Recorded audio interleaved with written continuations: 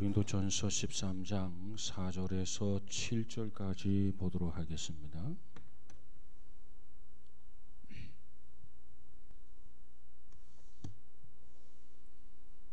자, 찾으셨으면 우리 함께 같이 봅니다. 4절에서 7절 시작.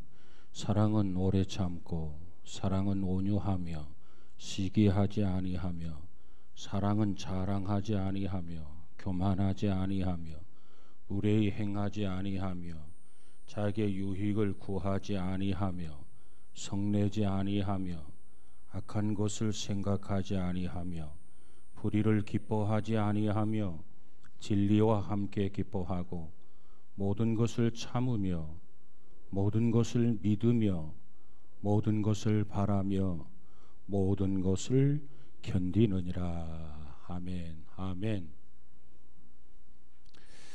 자, 우리가 그동안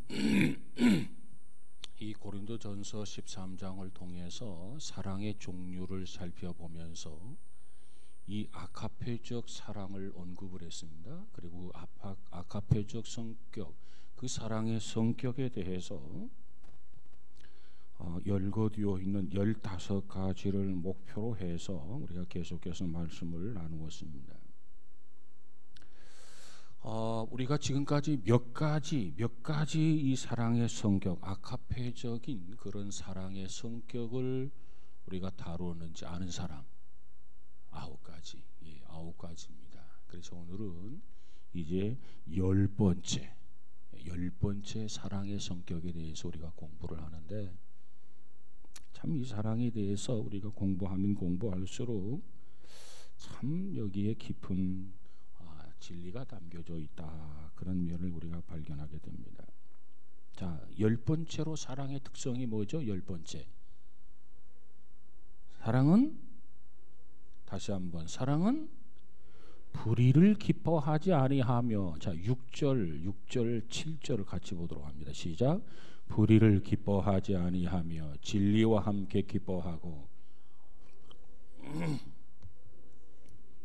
모든 것을 바라며 모든 것을 견디느니라. 그래서 이제 10번째로 사랑은 불의를 기뻐하지 않는다, 그 부분을 오늘 한번 나눠보고자 합니다.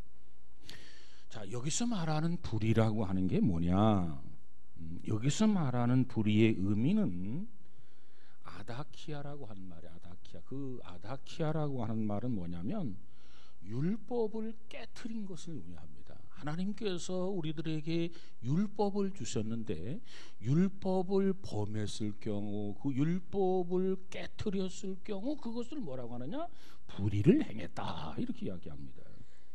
예를 들어 안식일을 지켜라, 그냥 안식일을 범했어요. 그게 불의한 거예요.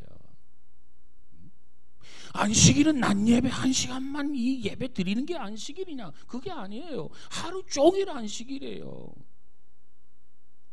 옛날 우리 신앙의 선배들을 보면은요, 막 주일을 준비하다가 토요일 저녁에 막 주일을 겨우겨우 메시지를 준비했어요. 그리고 나서 면도를 합니다. 왜? 주일날 면도하면 우리 선배들은 주일 범하는 거로 봤단 말이에요.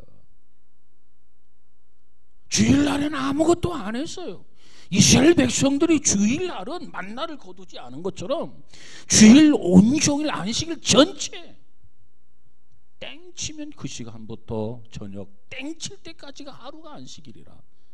그래서 우리 선배들을 보면은 주일을 준비하는데 토요일날 목사님들이 제일 예민한 시간이거든요. 보아도 메시지가 부족한 것 같아. 또 수정하고 사실 그렇게 예민하게 이렇게 토요일날 말씀을 준비하는데, 왜? 그것도 하루 이틀이 아니잖아요. 뭐 1시간 특강이 아니잖아요. 평생을 하는 거니까. 그래서 그렇게 씨름하다가 시간이 벌써 됐네, 면도를 하다가 한 반은 했는데 땡 쳐서 그럼 그대로 강단에 서는 거예요. 이게 우리 신앙의 우리 선배들의 목회예요. 그런데 성경이 달라졌느냐는 겁니다. 신앙의 원리 규칙이 달라졌느냐 그 말이에요. 야, 이제는 사람이 바쁘니까 어떻게 하루를 안식일로 지키느냐? 야, 그러지 말고 한 시간만 지켜라. 그런 메시지가 하나님께서 우리에게 계시되었습니까? 아니야. 계시된 66권 성경 그 옛날이나 지금이나 똑같아요. 그런데 우리는 어때요? 참 부끄럽죠. 생각해 보세요. 면도하다가 아무도 보지도 않아요. 12시 땡 쳤어요. 끝나고 나니까 12시 20분이야. 그렇다고 누가 뭐라고 하겠습니까? 우리 선배들은 이렇게 신앙을 지켰다고. 그리고 우리 기독교사에 보면 선교사님이 자 외국에서 왔어요. 이 사람의 개념은 좀 개방적이었고 우리 한국교회는 굉장히 보수적이었단 말이에요. 그런데 이 선교사님이 주일날 오후에 예배 다 마치고 이제 저녁 때 출국을 해. 그래서 목사님께서 김포공항에 이렇게 모시고 배웅을 나갔어요. 그것을 다른 사람이 알았어요. 그 사람을 고발했어요. 안식일을 범했다. 징계를 받았어요. 교단에서. 당신 안식일날 어떻게 공항에 선교사도 물론 문제가 있고 어떻게 안식일을 범하느냐 말이에요. 근데 오늘 우리는 어때요?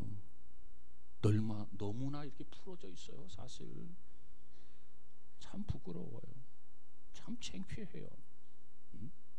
우리들 신앙의 선배들이 그처럼 고귀한 신앙을 우리에게 물려줬는데 우리의 신앙은 거기에 너무너무 변질된 신앙을 가지고 있단 말이에요. 여러분 요즘 굉장히 계절이 좋죠? 주일날 예배 드리고 밖에 나가면요 이 시간 맞춰서 들어오기가 어려워. 그러니까 주일날은 아예 다른 약속을 하면 안 돼. 오전은 예배 드리고 오후에 갔다 와서 또 저녁 예배 드리지 나가면 이 시간 맞춰서 들어오기가 어렵단 말인가. 주일날은 이건 내 날이 아니야. 무를 칼로 베듯이 두부를 자르듯이 이 날만은 정말 내 날이 아니고 주의 날이고 하나님의 날이야. 하나님 앞에 드려진 날이야. 그런데 그 시간을 내가 내 임의로 개인적으로 사용한다? 그러면 하나님의 시간을 도적질하는 거죠. 엄밀하게 말하면.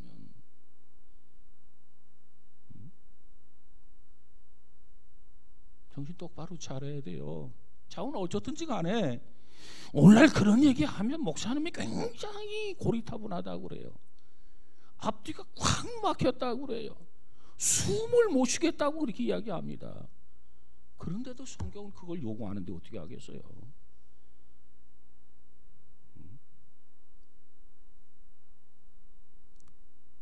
사랑은 뭐라고요?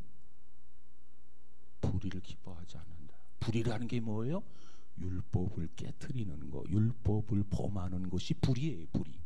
불의라고 하는 게 무슨 큰 가서 살인죄를 범하고 강도짓을 하고 이게 불의가 아니라 여기서 말하는 불의의 의미는 하나님이 주신 규칙, 하나님이 주신 법 그것을 깨트렸을 경우, 거역했을 경우, 어겼을 경우 그것을 불의라고 말했단 말이에요. 사랑은 하나님의 말씀을 기쁘게 이행해야 돼. 하나님의 명령에 기쁘게 순종해야 돼. 하나님의 명령은 두 가지예요. 하라는 명령과 하지 말라는 금지령. 야, 이렇게 해라. 이렇게 하라고 하는 것은 당연히 해야죠. 야, 이거 하지 말아라. 도적질 하지 말아라. 간음하지 말아라. 당연히 하지 말아야죠. 좀 답답해도 하라는 것은 하고 숨 막힐 것 같아도 하지 말라는 거 하지 말아야 된단 말이에요.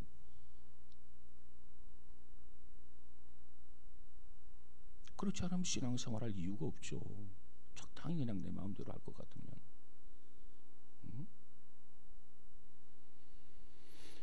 불이라고 하는 말, 아디키아라고 하는 말, 율법을 깨트린 걸 말한다. 진정한 사랑은 자기의 죄든 다른 사람의 죄든 그걸 보고 기뻐해서는 안 돼요. 이 진정한 사랑입니다. 자기가 죄를 지어놓고 기뻐하면 안 돼요. 다른 사람의 죄 짓는 거 보면서 야 기뻐하면 안 돼요.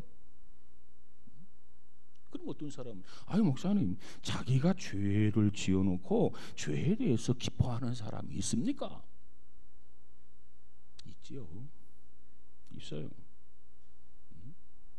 지금 바울은 이 고린도 교회를 향해서 편지를 쓰고 있는데, 자 고린도전서 5장을 한번 가서 볼까요?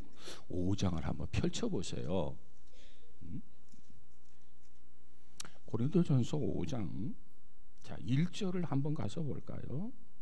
자 고린도 교회 교인 중에 그런 사람이 있었어요. 어떤 사람이 있었느냐? 1절 한번 봅시다. 1절 시작.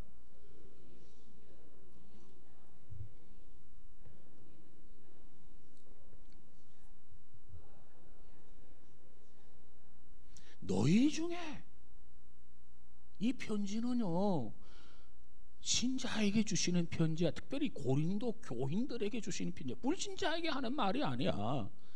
불신자들이 무슨 죄를 범해든 관심 없어. 그러나 신자들이 교인들이 고린도 교인들이 범하는 죄 너희 중에 심지어 지금 바울이 뭐라고 하냐면 음행이 있담을 들었다. 그 음행이라고 하는 게 뭐냐? 이방인 중에서도 없는 것이다. 이방인들도 그런 짓 안 한다고 해요. 그런데 고린도 교인 중에는 그런 죄를 범하는 사람이 있다는 거예요. 그 구체적으로 뭐냐? 누가 그 아버지의 아내를 취하였다 하는도다. 아니 자식이 돼가지고 자기 아버지의 아내를 취했다. 이게 무슨 말이야? 자기 어머니를 취했다 그 말이에요. 이거 이방인들도 하지 않는 짓인데 고린도 교인들 중에는 이와 같이 죄를 범하는 사람이 있다 그 말이에요. 그러면 고린도 교인들이 그 사실을 알았다면 깜짝 놀라야 될 거 아닙니까? 아니 어떻게 이런 일이 있을 수가 있느냐? 응? 그런데 고린도 교인들의 반응을 보세요. 반응을 정말 있을 수 없는 그와 같은 일인데 2절을 한번 가져볼까요? 2절 시작. 그리하고도 너희가 오히려 교만하여져서 어찌하여 통하니 여기지 아니하고 그 일 행한 자를 너희 중에서 쫓아내지 아니하였느냐 그랬어요. 그와 같은 사실을 알아서 깜짝 놀라가지고 야 어떻게 이런 일이 있을 수 있어? 이거 통한이 여겨야 돼. 그런데 그렇지 않다는 겁니다. 오히려 교만해져서 참 부끄러워서 고개를 떨구고 푹 숙이고 그리고 어쩔 줄을 몰라 해야 되는데 여기 보니까 오히려 교만해져서 목에 힘이 들어가고 어깨에 힘이 들어가고 이런 모습이라는 거예요 지금. 그런 사람을 당연히 징계하고 교회에서 쫓아내야 되는데 관심이 없는 거예요. 관심이 없는 거. 그러면서 그와 같은 일을 오히려 자랑하는 거죠. 자 6절을 한번 가서 볼까요? 6절 시작. 너희가 자랑하는 것이 옳지 아니하도다. 적은 누룩이 온 덩어리에 퍼지는 것을 알지 못하느냐. 그러면서도 자기 합리화 그와 같은 연극을 계속한단 말이죠. 자기가 불의를 행해놓고 불의를 행한 것조차도 모르는 거야. 그래서 자기의 불의를 오히려 자랑하고 교만해지는 이 추한 모습.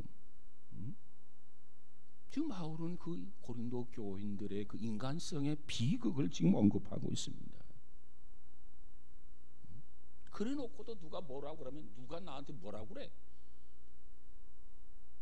목소리가 이렇게 더 커진단 말이에요. 하나님 앞에서 진리 앞에서 그 진리를 기준으로 해서 내가 하나님 앞에 죄를 범했구나, 내가 부끄러운 짓을 했구나, 스스로 깨닫고 회개해야 돼. 그러지 않으면 교회에서 쫓아내야 돼. 그런데 그럴 줄도 몰라. 오히려 더 고개를 흔들면서 자기 변명, 자기 자랑, 아 나는 이런 사람이다 하면서 추한 것을 드러내고 있단 말이에요. 뭐 어때? 뭐가 어떠냐는 얘기야?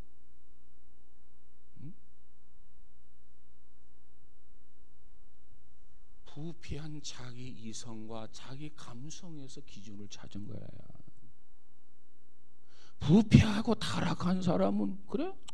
뭐 그럴 수도 있지 뭐. 이렇게 된단 말이야. 그러나 하나님의 진리를 놓고 보면 이거 용납하면 안 되는 일이에요. 여기서 강조하고 있는 게 뭐예요? 이방인 중에서도 볼 수 없는 거라고 그래서 이방인 중에도.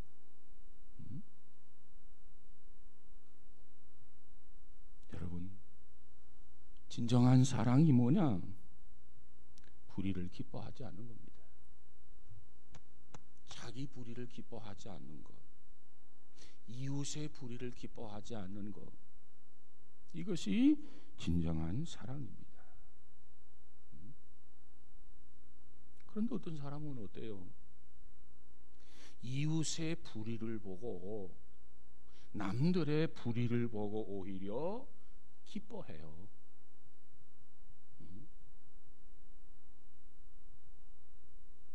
자, 이것이 바로 타락한 인간의 이 심성 속에 갇혀 있는 그러한 죄악의 뿌리예요. 여러분 혹시 남이 어떻게 뭐 됐다, 안 됐다 그런 소식을 들었을 때 괜히 우쭐하고 괜히 기분 좋고 괜히 시원하고 그런 순간 그런 걸 느끼는 경우가 없지 않아 있을 거예요. 그때마다 아차 자기를 쳐서 복종시키기 바랍니다. 왜? 누구든지 인간은 타락한 인간이기 때문에 우리가 신앙생활하고 성령 충만하게 사니까 내 마음의 죄악의 뿌리가 아예 뽑힌 것 같지만은 저 속에 아직도 내재하고 있단 말이야. 그러니까 나도 모르게 누가 돈을 샀다, 멋졌다, 잘됐다 그러면 은근히 배가 아파요. 그걸 정당화시키지 마세요. 그걸 합리화시키지 마세요. 그러다가 아차 내가 이러면 안 되지. 이거 하나님이 기뻐하는 거 아닌데 정신을 차려야 된단 말이에요. 그것을 성경은 뭐라고 강조하고 있느냐? 깨어서 기도하라 이렇게 말씀하고 있는 겁니다. 모펫 번역은 오늘의 이 말씀을 뭐라고 번역했냐면 단순히 사람들의 잘못할 때 기뻐하지 아니하며 이렇게 이야기하고 있습니다. 다른 사람이 잘못했을 때 기뻐하지 아니하며, 이게 참 사랑이에요. 그러니까 자기 자신이 율법을 깨뜨렸고 말씀을 거역했고 그랬을 때 뭔가 좀 뿌듯함도 있고 뭔가 만족감도 있고 뭔가 기뻐하는 마음이 조금 생기려고 하는 거, 그거 참 사랑이 아니야. 그러니까 징조가 있으면 그때 쳐서 복종시켜야 돼. 야 이건 내가 가져야 할 마음의 자세가 아닌데, 신앙이니까 아닌 도리가 아닌데 하면서 자기 자신을 쳐서 복종시킬 때 우리는 거기서 벗어날 수가 있습니다. 그걸 용납하면 안 돼요. 그리고 특별히 여기서 언급하고 있는 것은 무엇을 염두에 두고 말씀하고 있느냐면 도덕적 오류를 염두에 두고 하고 있습니다. 다른 사람이 잘못을 범했을 때 기뻐할 수 있을까? 있지요.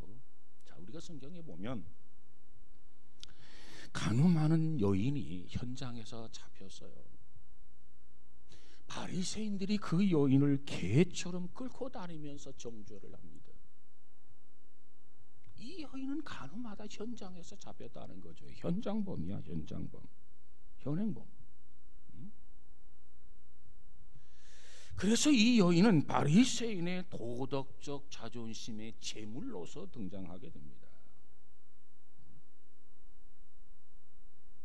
여러분, 가령 내가 좋지 않게 생각하고 있던 사람들의 범죄, 그들의 불의가 그저 신문에 보도되었다고 가정을 해보십시다.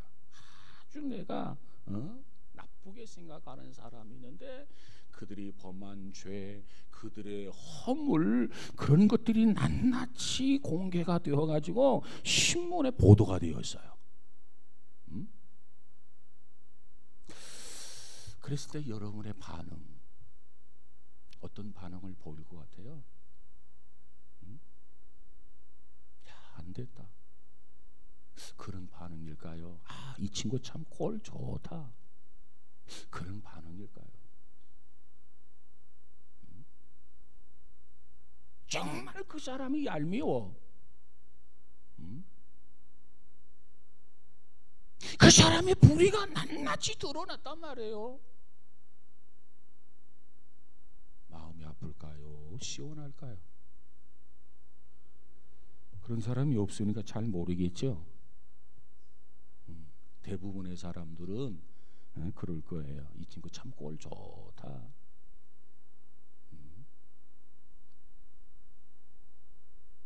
그러면 이와 같은 반응은 무엇을 말하고 있는 겁니까? 이웃의 불의를 내 자신이 기뻐하고 있는 거예요. 이웃의 불의를, 그 친구의 불의를 내 자신이 즐기고 있는 거예요. 이건 결코 우리에게 있어서는 아니 될 그러한 사랑이란 말이에요. 참 사랑은 나의 불의, 이웃의 불의, 나의 죄, 이웃의 죄를 결코 기뻐해서는 안 돼요. 불의를 기뻐하지 않습니다. 이게 사랑이에요. 자, 그러면 우리 인간들 안에 이와 같은 쓴뿌리가 아직도 마음 안에 남겨져 있는데, 저 속에 감춰져 있는데, 이와 같은 악을 어떻게 극복해야 되나? 이와 같은 심성을 어떻게 우리가 뿌리째 뽑아야 되나? 청교도들이, 아마도 청교도들은 정말 하나님 앞에서 신앙으로 살려고 정말 노력하는 훈련한 사람들인데, 그 청교도들은 이와 같은 그런 마음속에 뿌리 박은 이 죄악, 이 불의, 자기도 모르게 다른 사람의 불의가 드러나고 죄가 드러날 때 기뻐하는, 만족스러워하는, 흡족하게 여기는 이 뿌리를 청교도들은 뿌리 뽑기 위해서 어떻게 그들이 노력하고 어떻게 그들이 훈련했는가? 청교도들의 방법이 있어요. 그들은 이 두 가지 의식화로 훈련을 했다는 겁니다. 두 가지. 첫 번째로는 뭘 생각했냐면 하나님의 슬픔을 생각했다는 거예요. 내가 죄를 범했을 때 하나님이 얼마나 슬퍼하실까? 내가 미워하는 형제, 이웃, 자매, 그 사람이 죄를 범했을 때 하나님이 얼마나 마음 아파하실까? 이것을 생각했다는 거예요. 여러분, 자식이 죄를 범했을 때 부모가 기뻐할 수 있겠습니까? 슬퍼하죠. 그래서 자기 안에 이 죄악의 뿌리, 이걸 청교도들은 뿌리를 뽑기 위해서 불의를 행했을 때 하나님이 슬퍼하는 모습을 묵상해보라. 내가 우리 부모님을 실망시켜드릴 수 없지. 내가 하나님의 기대를 저버릴 수 없지. 이 일을 행하게 되면 하나님이 슬퍼하시는데, 이걸 하나 생각하라고 그랬고, 그 다음 두 번째로는 죄를 범하게 되면 그 죄로 인해서 초래될 형벌을 생각하라는 겁니다. 형벌. 내가 하나님 앞에 죄를 범했어요. 그러면 이 죄로 인해서 하나님이 슬퍼할 뿐만 아니라 내가 받아야 할 형벌을 생각하라는 겁니다. 율법을 깨트린 그 불의로 말미암아서 내가 지옥을 가게 되는 거예요. 그걸 생각한다면 어떻게 불의를 행하고 기뻐할 수 있느냐 그 말이에요. 내 형제가, 내 이웃이 내가 미워하는 그 대상이 있는데 그가 불의를 행했어. 그 불의의 그 모든 것들이 신문을 통해서, 지면을 통해서 낱낱이 공개되어서, 그래서 망신을 당해서, 부끄러움을 당해서 꼴 좋다 이런 생각이 들지만, 그걸 극복하기 위해서는 하나님이 슬퍼하는 모습과, 그리고 그가 그 죄로 인해서 받을 형벌을 생각해 보라는 거예요.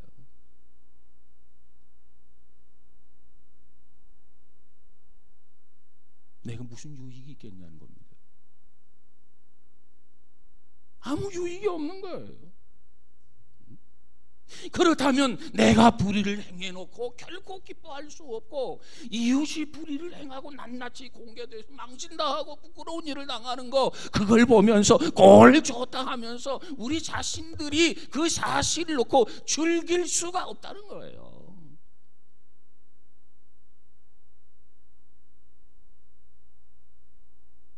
즐기는 것이 아니라 그를 긍휼히 여길 수 있게 된다는 겁니다. 참 안 됐다. 어떻게 이렇게 됐나? 어떻게 이 지경에 빠졌나? 내가 기도하지 못해서 그렇구나. 내가 좀 더 중보 기도를 해주지 못해서 그렇구나. 이게 진짜 사랑이라는 거예요. 사랑은 뭐 한다고요? 불의를 기뻐하지 않는다. 사랑한다고 하면서 형제의 불의를 보고 기뻐하는 거, 결코 이거 사랑 아닙니다. 사랑을 가장한 가짜예요, 가짜. 사랑을 포장한 가짜란 말이에요. 이 하나님의 말씀이에요.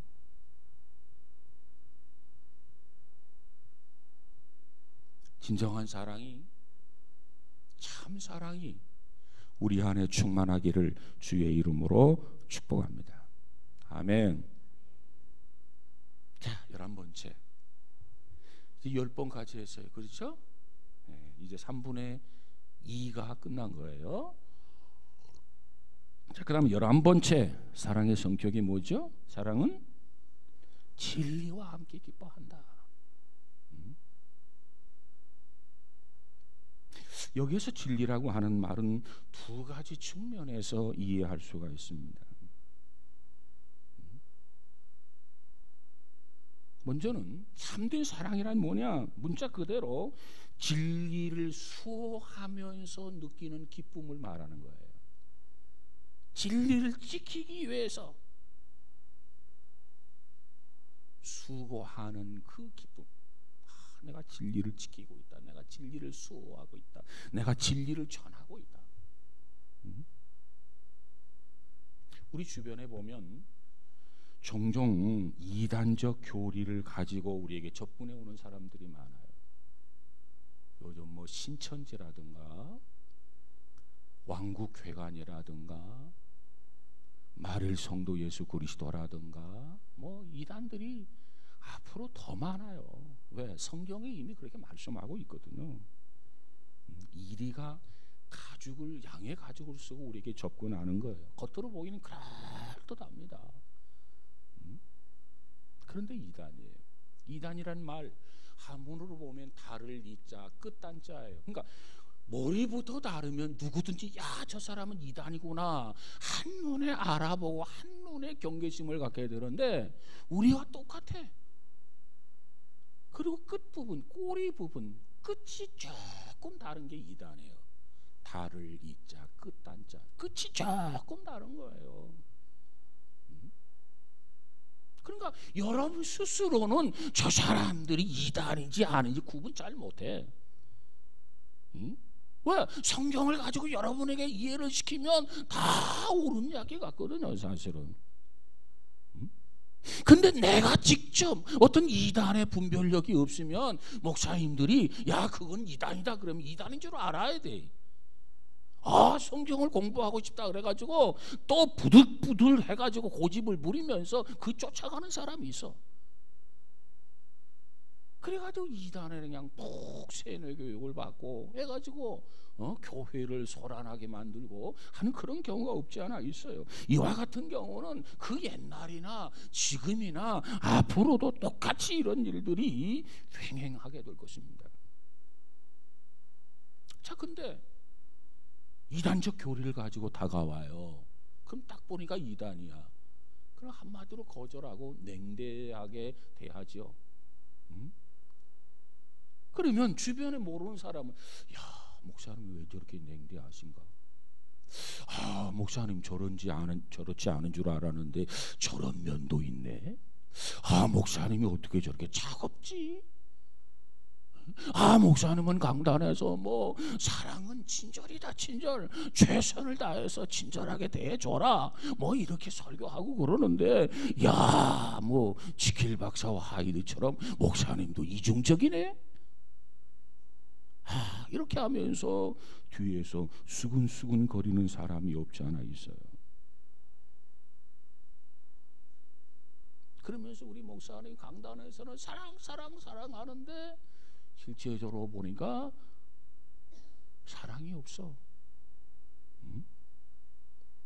그렇게 뒤에서 목사님 들을까 봐서, 그 말이 목사님 귀에 들어갈까 봐서 경계하면서 비판하는 사람들이 없지 않아 있어요.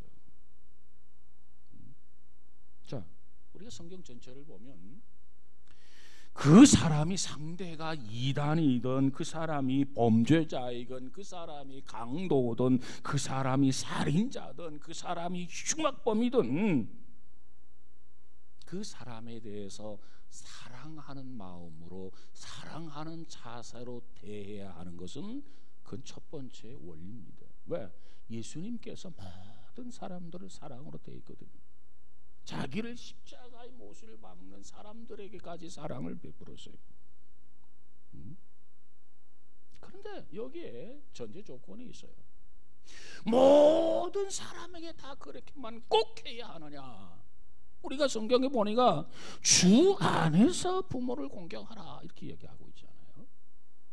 부모를 공경하는데 단서 조항이 주 안에서예요. 이걸 우리가 귀담아 들어야 돼요.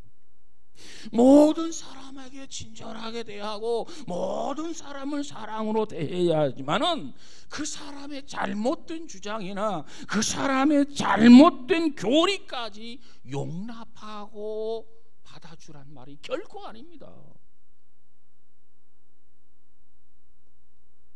와, 그 잘못된 교리를 용납하고 받아주는 것은 그건 참된 사랑이 아니에요.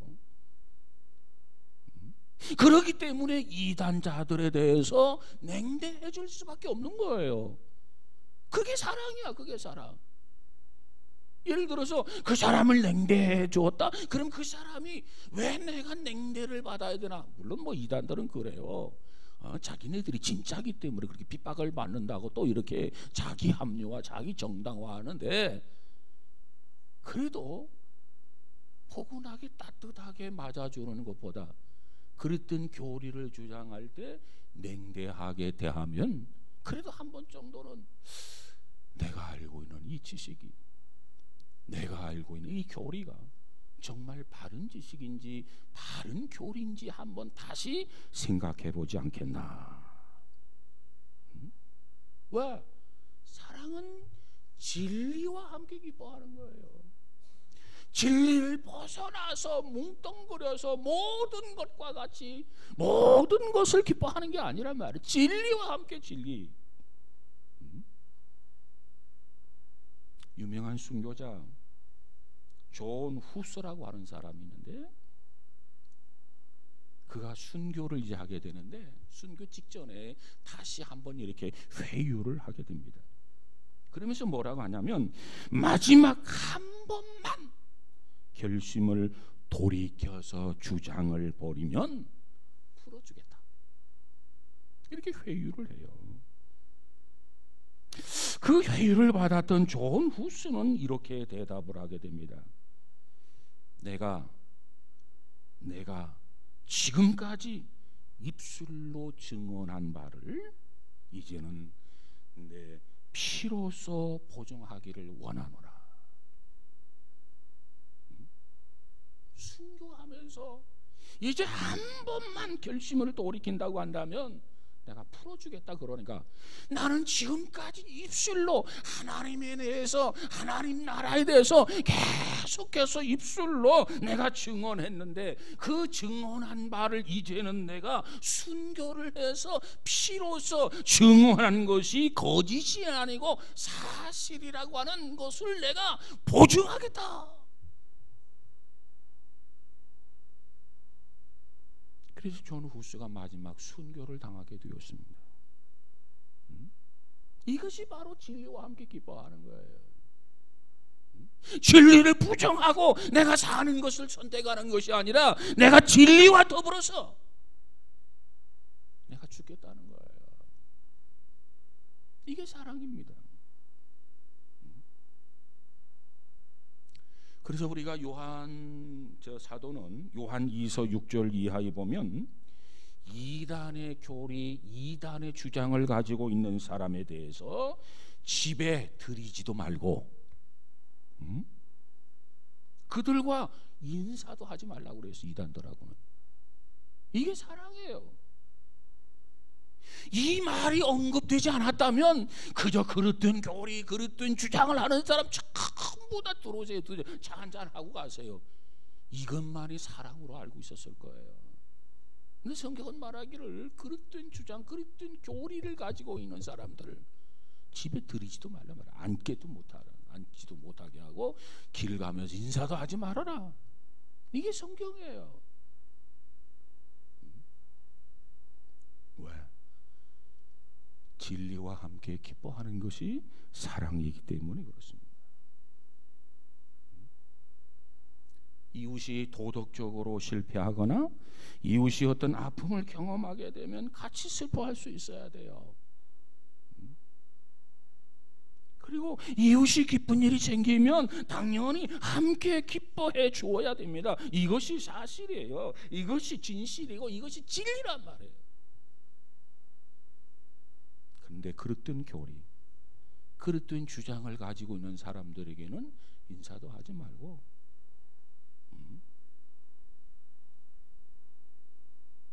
그저 집에 들이지도 말고 말 한마디로 붙일 것도 없고 응대할 필요도 없고 말을 섞을 필요도 없다. 이게 사랑이라는 겁니다. 자, 우리가 성경에 보면 예수님께서 기뻐하셨을 때 그 몇 가지 케이스를 한번 생각해 보려고 합니다. 예수님께서는 어떠할 때 기뻐하셨는가? 사랑은 진리와 함께 기뻐하는 거라고 그랬는데, 그러면 예수님께서 어떤 때 예수님이 기뻐하셨는가? 예수님의 그 생애를 우리가 놓고 보면 첫째로 누가복음 10장 21절에 가서 보니까 예수께서 성령으로 기뻐하여 가라사대, 성령으로 기뻐했다 이렇게 말씀합니다. 이때 성령으로 기뻐했다라고 하는 의미가 뭐냐? 예수님께서 어린 아이들에게 진리를 말해줍니다. 그런데 그 어린 아이들이 진리를 깨닫는 거예요. 누가 이 진리를 깨닫게 해주죠? 성령입니다. 성령의 역사예요. 그러니까 예수님께서 말씀을 전하는데 어린 아이들이 그 진리를 깨달아. 그래서 예수님께서 기뻐했다는 거예요. 오늘 이곳에 서서 하나님의 말씀을 전하지만 성령이 역사하셔서, 성령이 간섭하셔서 여러분에게 깨우침을 주셔야 여러분이 깨닫는 거예요. 또 이 강단에서 말씀을 외칠 때, 말씀을 들을 때 이게 모자라면 여러분이 그동안 성경을 읽고 성경을 암송했던 것들이 이 말씀을 들으면서 이곳에서 언급하지 않았지만 여러분 스스로 생각나고 기억나서 더 은혜로 물밀듯 다가오는 경우가 있어요. 그것은 바로 하나님의 역사, 그것은 곧 성령의 역사입니다. 그래서 예배 올 때마다 하나님 앞에 기도하는 거예요. 하나님, 내가 한 주간 동안 어떻게 살았는지 하나님의 뜻을 거역하지는 않았습니까? 불의를 보고 기뻐하지는 않았습니까? 하나님을 실망시키지는 않았습니까? 그렇다면 깨우쳐 주세요. 그럼 여러분이 깨닫게 되는데 그 깨우침은 누가 주느냐? 성령을 통해서 깨우쳐 주신단 말이에요. 깨달았으면 어떻게 해야 되느냐? 그걸 처리를 해야죠. 처리를 하나님 앞에 회개하는 거예요. 그러면 용서의 확신을 누가 주느냐? 성령이 용서의 확신을 가져다 줘요. 그러면 용서받은 기쁨을 가지고 하나님의 말씀을 또 듣는 거야. 그래서 은혜를 받는 거야.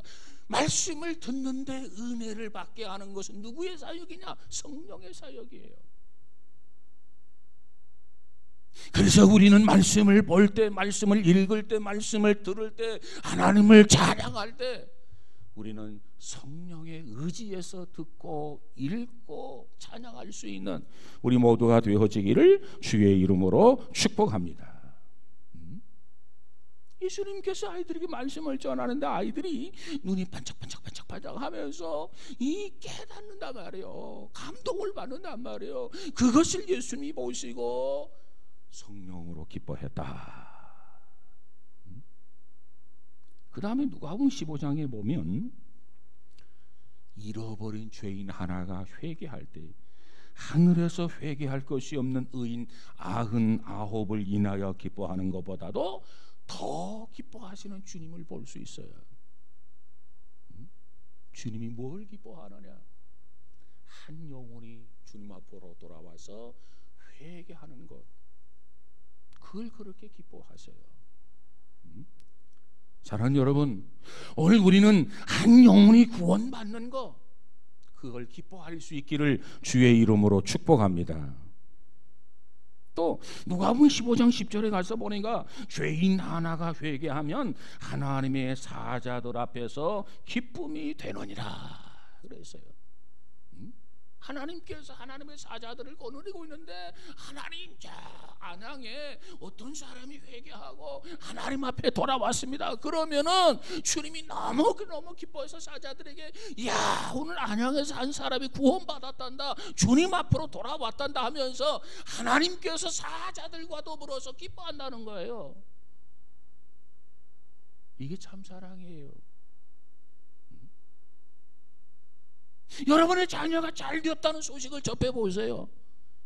아마 며칠 동안 떠다니는 것처럼 그렇게 느껴질 거예요. 너무너무 좋아가지고 막 춤을 추고 싶고. 그래서 성경은 말하기를 탕자가 돌아오니까 온 동네 사람들을 초청해서 잔치를 하잖아요. 이게 하나님의 기쁨이에요. 또한 요한복음 4장에 가서 보니까 그때 예수님을 한번 생각해 보세요. 길을 걸어가면서 피곤하고 목말랐어요.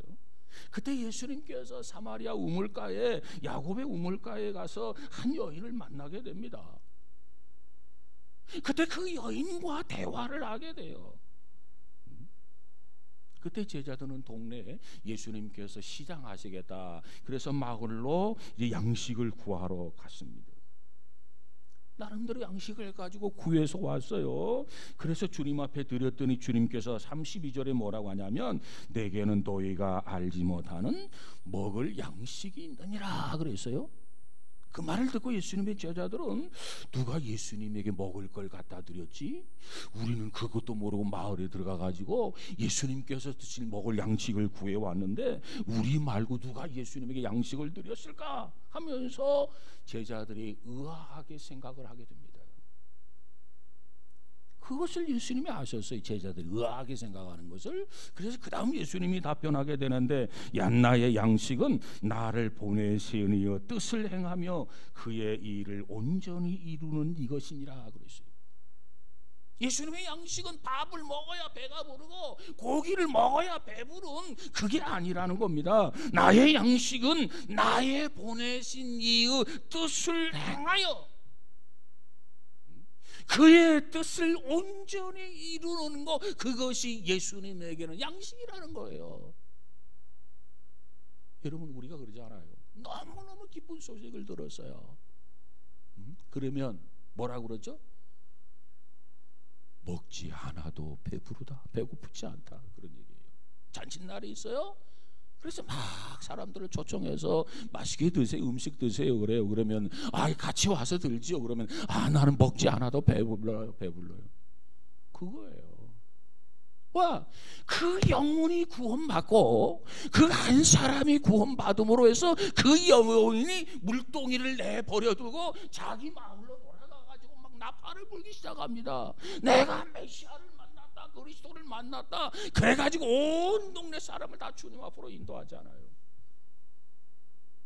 그 일이 너무너무 기뻐서 예수님께서 먹지 않아서 배고프지만은 내 양식은 나 보내신 이 하나님의 뜻을 행하는 것이 내 양식이다. 응? 예수님이 그렇게 말씀하셨어요. 내게는 너희가 알지 못하는 먹을 양식이 있느니라. 여러분, 예수님께서는 육신적인 피로에도 불구하고 이 여인을 구원하고 그 여인을 통해서 마을 전체가 구원받을 것을 아신 주님이 너무너무 기뻐한단 말이에요. 밥 한 끼 먹고 안 먹고 이게 중요한 게 아니야. 안 먹어도 배부른 거야 지금. 사랑이란 뭐라고요? 진리와 함께 기뻐하는 거다. 다른 사람이 잘못되는 걸 기뻐하는 거 아니에요.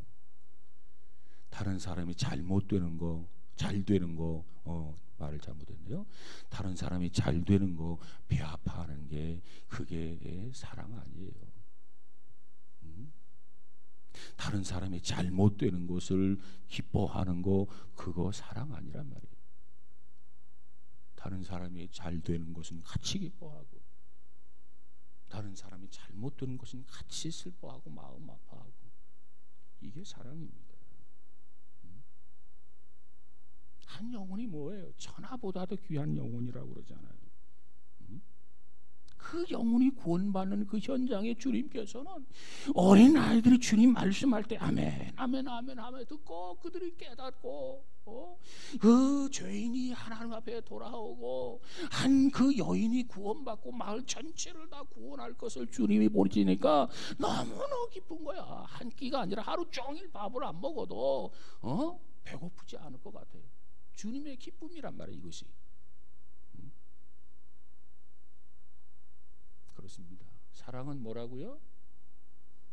진리와 함께 기뻐한다. 결코 불의와 함께 기뻐하지 마세요. 잘못되는 것 같이 기뻐하지 마세요. 그런 모습을 보면 안타깝게 여기면서 중보 기도를 하나님이 하라고 하시는구나. 그래서 그를 위해서 기도 한마디라도 이렇게 보태시기 바랍니다. 하나님 그 불쌍히 여겨주세요. 하나님 도와주세요. 이거 어떻게 해요? 하나님 그 영혼이 불쌍해요.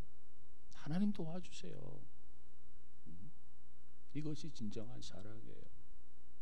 아무쪼록 우리 모두에게 이와 같이 사랑이 충만하기를 주의 이름으로 축복합니다. 자, 사랑 10번째가 뭐라고 그랬죠?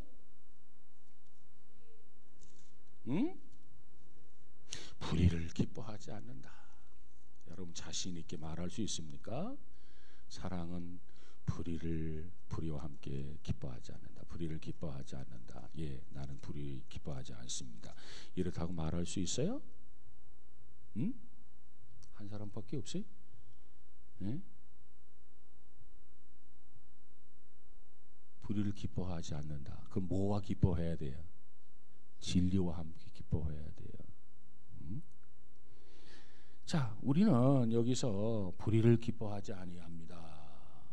기뻐하지 않습니다. 아멘. 그리고 나는 진리와 더불어서 진리와 함께 기뻐합니다. 자신 있게 말할 수 있어야 돼요. 왜?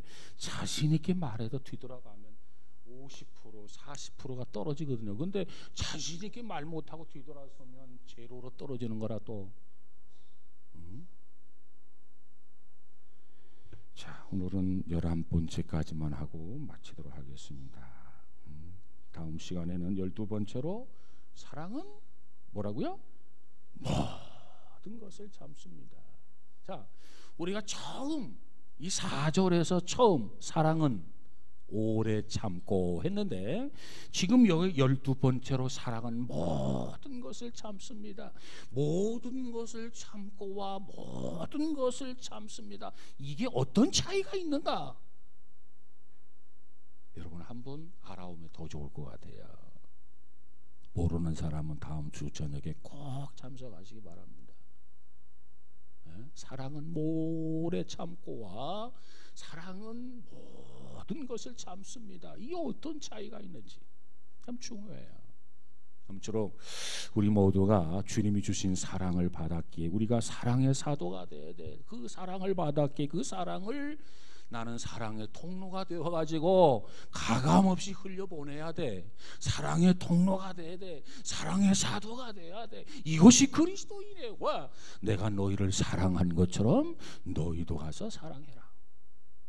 이것이 주님이 우리에게 주신 메시지예요.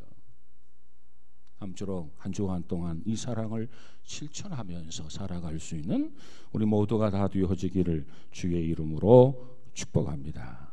기도합시다. 거룩하신 하나님 감사합니다.